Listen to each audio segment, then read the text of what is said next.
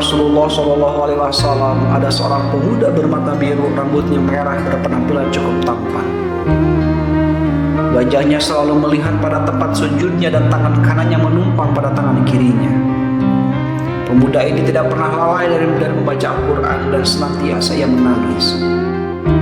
Pakaiannya hanya 2 helai saja, namun sudah terlalu lusuh untuk dipakai sehingga tidak ada orang yang menghiraukannya. Pemuda ini jika bersumpah demi Allah pasti akan terkabul. Beliau tidak dikenal dan miskin, malah banyak orang yang suka menertawakannya,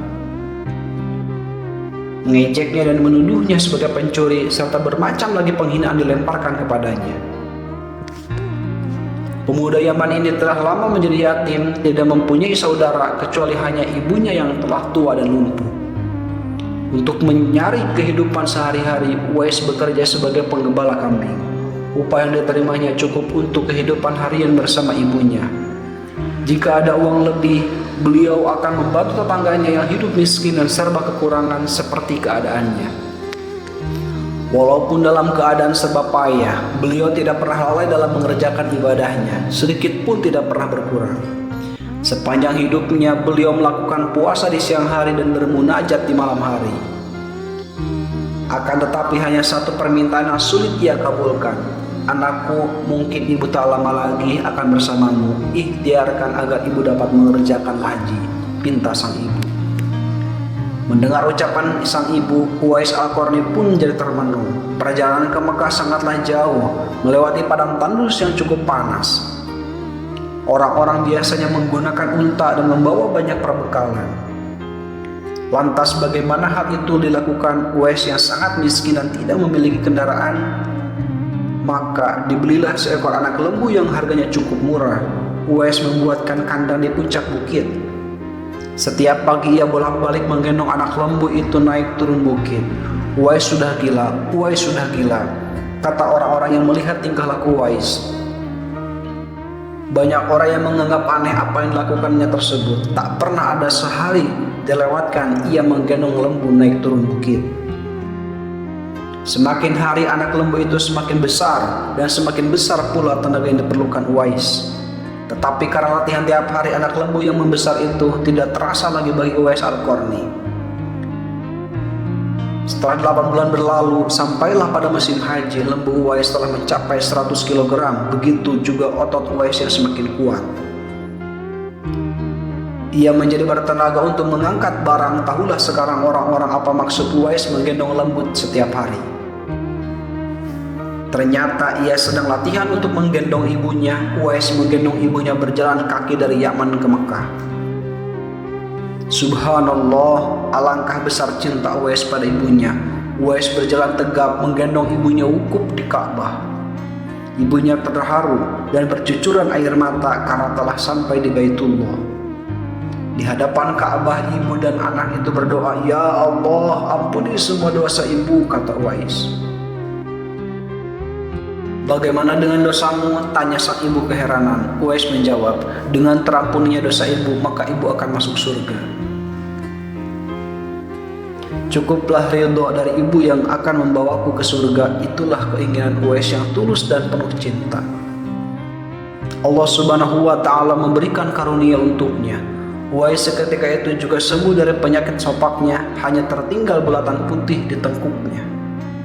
Itulah tanda untuk Umar bin Khattab dan Ali bin Abi Thalib, 2 sahabat Rasulullah, untuk mengenali Uwais.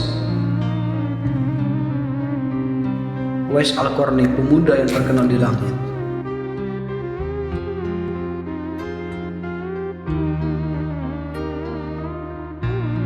Uwais Al-Qarni telah memeluk Islam pada masa negeri Yaman mendengar seruan Nabi Muhammad SAW. Peraturan-peraturan yang terdapat di dalam agama Islam sangat menarik hati Uwais. Banyak rekan-rekannya yang telah memeluk Islam pergi ke Madinah untuk mendengar secara langsung dakwah Nabi Muhammad SAW. Hati Uwais juga bersemangat untuk ke Madinah untuk bertemu kekasih Allah, penghulu para nabi.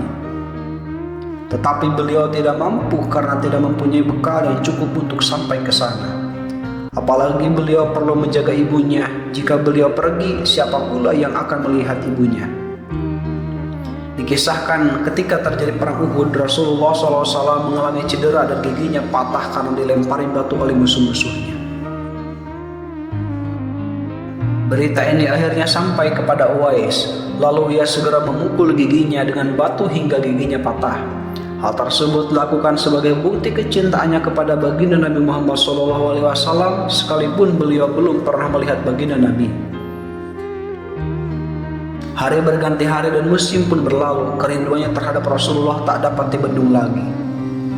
Uwais merenungkan diri dan bertanya dalam hati, bisakah dirinya dapat bertemu dengan Nabi dan memandang wajah Nabi dari dekat?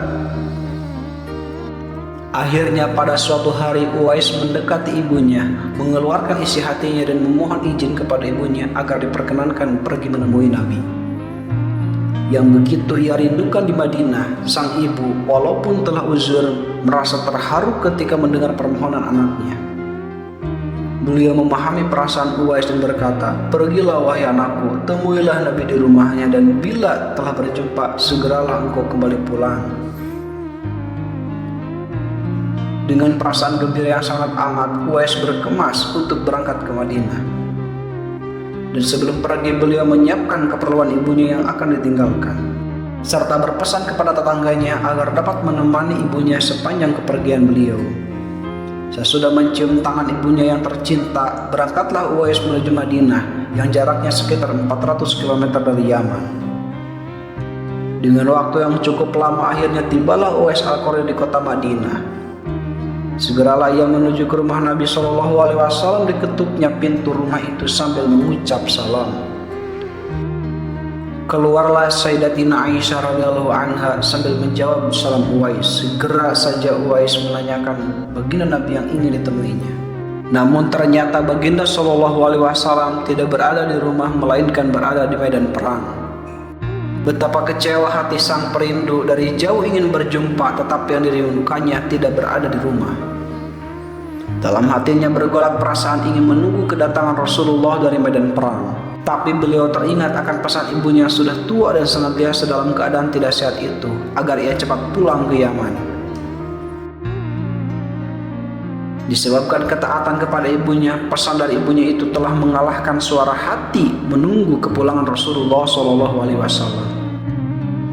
Ia akhirnya mohon pamit kepada Sayyidatina Aisyah radhiyallahu anha untuk pulang kembali ke Yaman. Uwais selalu menitipkan salamnya kepada Nabi Muhammad SAW dan melangkah pulang dengan perasaan hampa karena tidak dapat bertemu dengan kekasih Allah. Sepulangnya dari perang, Rasulullah SAW langsung bertanya tentang kedatangan orang yang mencarinya. Nabi Muhammad SAW menjelaskan bahwa Uwais Al-Qarni adalah anak yang taat kepada ibunya. Beliau adalah penghuni langit, sangat terkenal di langit. Mendengar perkataan Rasulullah SAW, Sayyidatina Aisyah radhiyallahu anha dan para sahabatnya tertegun seketika. Lalu kata Sayyidatina Aisyah radhiyallahu anha, memang benar sebelum ini ada seseorang telah datang mencari Rasulullah SAW.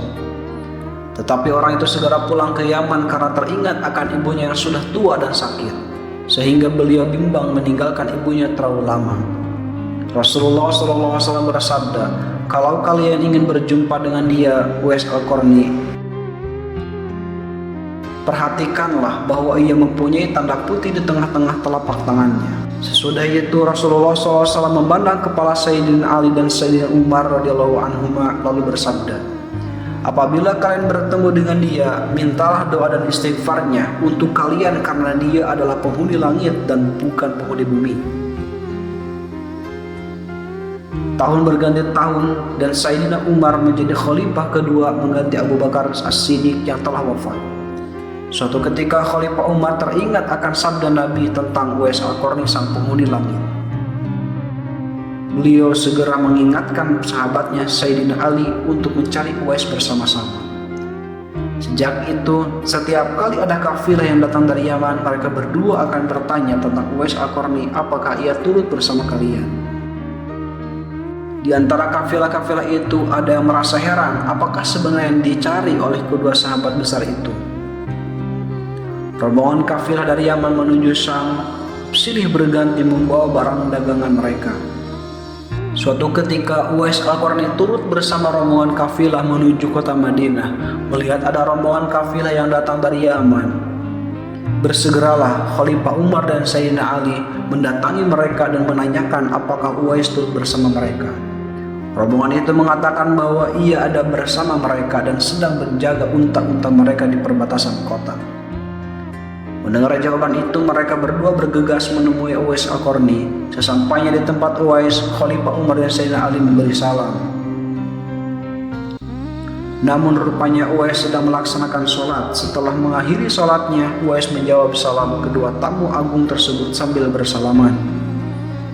Sewaktu berjabat, Khalifah Umar segera membalikan tangan Uwais untuk membuktikan kebenaran tanda putih yang berada di telapak tangan Uwais, sebagaimana pernah disabdakan oleh baginda Rasulullah SAW. Dan ditanyalah Uwais oleh kedua sahabat Nabi tersebut, siapakah nama saudara? Lalu Uwais menjawab, Abdullah. Mendengar jawaban itu, kedua sahabat itu pun tersenyum dan mengatakan, kami juga Abdullah, yakni hamba Allah. Tapi siapakah namamu yang sebenarnya? Uwais kemudian berkata, nama saya Uwais Al-Qarni. Sepanjang perkenalan mereka, tahulah mereka bahwa ibu Uwais telah meninggal dunia. Itulah sebabnya beliau baru dapat turut serta bersama rombongan kafilah dagang itu. Akhirnya Khalifah Umar dan Sayyidina Ali memohon agar Uwais berkenan mendoakan untuk mereka. Uwais enggan dan dia berkata kepada kafilah, sayalah yang harus meminta doa dari kalian. Mendengar perkataan Uwais, Khalifah berkata, kami datang ke sini untuk memohon doa dan istighfar dari Tuhan, disebabkan didesak oleh dua sahabat besar ini. Uwais Al-Qarni akhirnya mengangkat kedua tangannya lalu berdoa dan membacakan istighfar. Setelah itu Khalifah Umar radhiyallahu anhu berjanji untuk memberinya uang negara dari Baitul Mal kepada Uwais sebagai biaya hidupnya.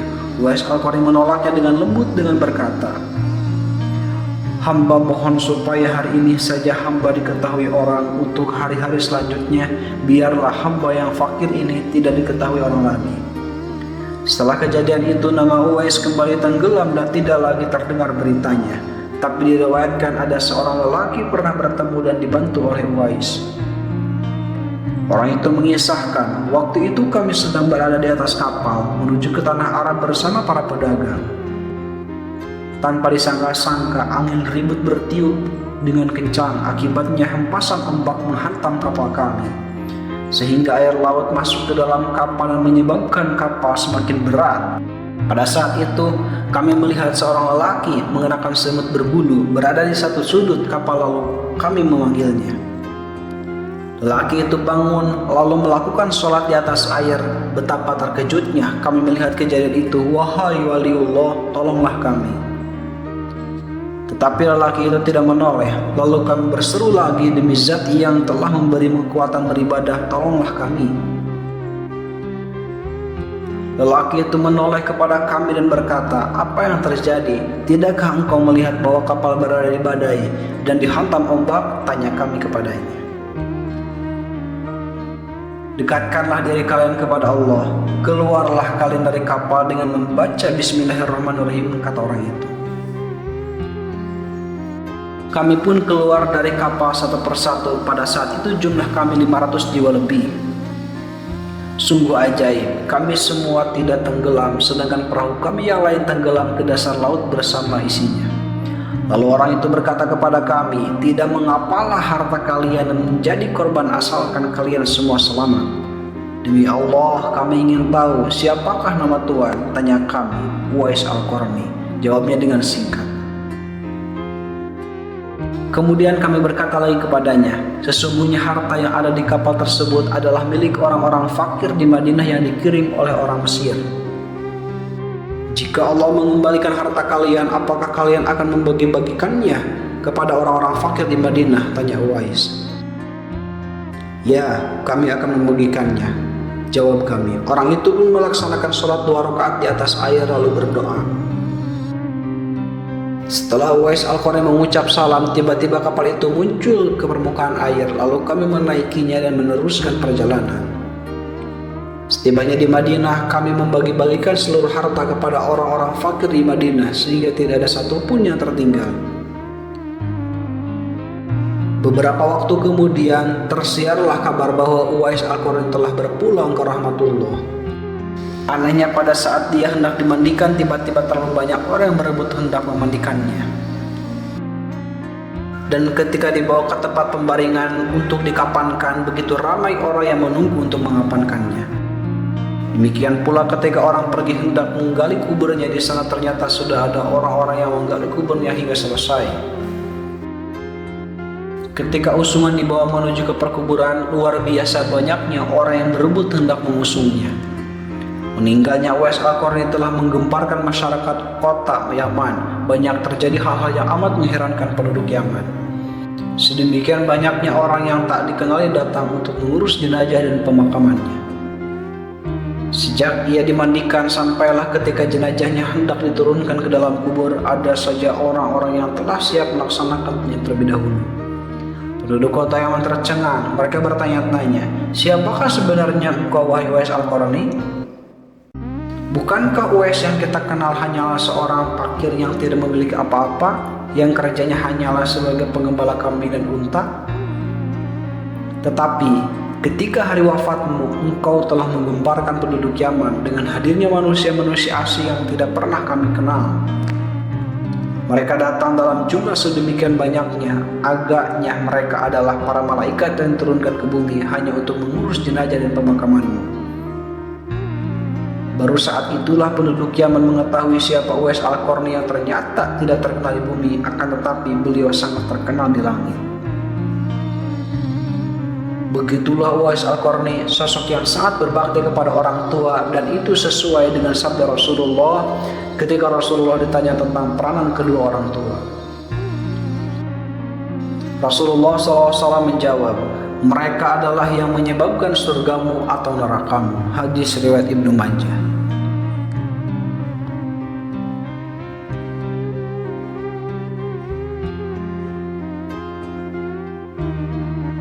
Assalamualaikum warahmatullahi wabarakatuh.